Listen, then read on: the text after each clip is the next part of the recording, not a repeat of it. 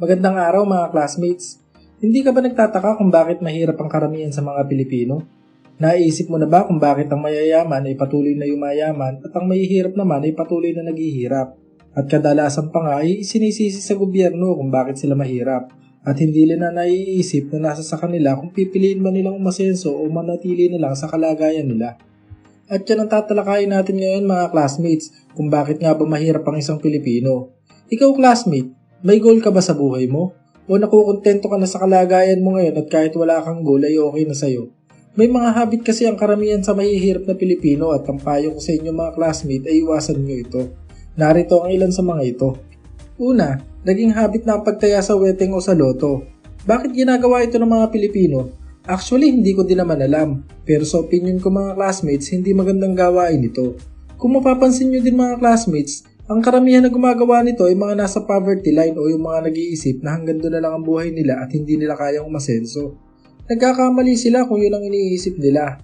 May pattern ng pag-asenso mga classmates at ang kailangan mo lang gawin ay baguhin ang maling mindset mo at i-feed mo lang ang sarili mo ng mga bagay na makakatulong sa'yo para maabot mo ang pangarap mo. Mas maganda na maghanap ka na lang ng opportunity kaysa tumaya sa weteng o sa loto dahil sigurado ako na aasenso ka kapag opportunity ang hinanap mo. Ang ikalawa naman mga classmates ay madaming bisyo kagaya ng alak o sigarilyo. Ang matindi pa dito, ang dahilan nila kaya nila ito ginagawa ay para matanggal ang stress nila. Sugar coating lang ang ginagawa nila na yun mga classmates o yung pinaniniwala nila ang sarili nila na mawawala ang stress nila pero ang totoo, kinabukasan, nandun pa din naman ang problema kung hindi mo ito ginawa ng solusyon. Mas maganda pa na kaysa magbisyo ka ay mag-research ka na lang ng pwede mong pagkakitaan katulad ng pagsisimula ng maliit na negosyo. Kung mag-fail man kasi ang gagawin mong negosyo ay sigurado naman na may learnings ka makukuha. At sa susunod na gagawin mo ulit ito ay sigurado magtatagumpay ka na. May mga video nga pala tayo dito sa ating channel lang tungkol sa negosyo. Pwede mo ito panoorin classmate para makakuha ka ng idea. May link tayo sa ibaba. Ang ikatlo naman mga classmates ay maling paniniwala o beliefs. Minsan iniisip ko din kung bakit ang daming pamahiin ng bawat Pilipino. Yung tipong gagawin mo na ang tama pero dahil sa pamahiin ay hindi mo na itutuloy at ang worst pa nga ay mali ang magagawa mo. Pero ito lang ang napatunayan ko mga classmates, hindi naman totoo ang pamahiin at gawa-gawa lang ito ng ibang tao. Dahil kahit ano pa ang gawin natin, nakasalalay kay Lord ang ikatatagumpay nito. Kaya classmate, kung ikaw ay nag-iisip magnegosyo, at ang pumipigil lang sa'yo ay mga paniniwala mong hindi mo kaya magtagumpay dahil sa kalagayan o status mo ngayon, well, ngayon pa lang ay sinasabi ko na sa'yo classmate na simulan mo ang naiisip mong negosyo. Manalangin ka at pag-aralan mo ito at sigurado magtatagumpay ka. Ang ikaapat naman na maling ginagawa ng isang Pilipino ay mahilig sa sugal kagaya ng tong eats o pusoy. Na sa halip na magagamit pa ang pera sa mas mahalagang bagay ay ipangsusugal na lang niya at umaasa na dadami o lalago ang pera kapag isinugal niya. Ang ilang halimbawa pa ng sugal na ginagawa ng karamihan ay ang pagsasabong o ang online sabong. Mali ito mga classmates. Siguro magiging argumento pa ng iba sa inyo ay bakit ang mga nagkakasino ay mayaman. Well, kung iisipin nyo mga classmates, lahat ng mayayaman na nagkakasino ay naghihirap at ang patuloy na yumayaman lang ay yung may-ari ng kasino. Dahil yung may-ari, ginawa niyang negosyo o nagninegosyo siya na ang target market niya ay yung mga mayayaman na hindi iniisip ang sarili kahit maghirap sila. Ano mga classmates, may natututunan ba kayo sa mga pinag-aaralan natin ngayon?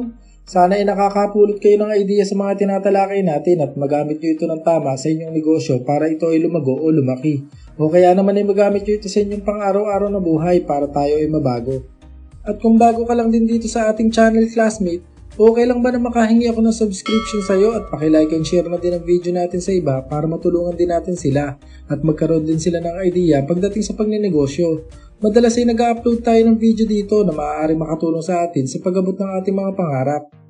Kung sakali din naman mga classmates na may idea kayo o gustong i-share about sa pinag-aaralan natin ngayon ay pakisulat na lang ito sa comment section natin sa ibaba para na sa ganun ay matuto din kami.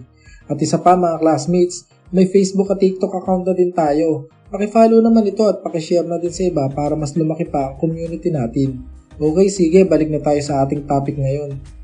Ang ikalima naman mga classmates na maling ginagawa ng isang Pilipino ay walang disiplina sa kanilang plano o maling habits. Baka naguguluhan kayo mga classmates kung anong klaseng disiplina ang ibig kong sabihin dito. Well, ganito yan mga classmates. Kung ikaw ay nagplano, dapat natuparin mo o gawin mo ito base sa isinulat mong plano at hindi mo ito hahayaan na makalampas sa araw na itinakda mo. Halimbawa, nag-set ka ng goal na gigising ka na palagi ng 5 AM para trabahuhin ang pangarap mo. Kailangan na maging consistent ka dito at hindi yung pagkalipas ng ilang araw ay tinatamad ka ng gawin ito. Dito papasok ang disiplina mga classmates. Kung may time na tinatamad ka na pero dahil ito ang naiset mong goal ay kailangan mo pa din ito gawin. May kasabihan nga na discipline is doing something you schedule even if you don't like doing it at that moment.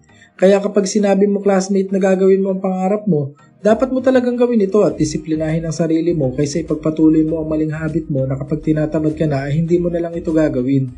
Dahil kapag pinagpatuloy mo ang maling habit mo, hindi mo maaabot ang pangarap mo.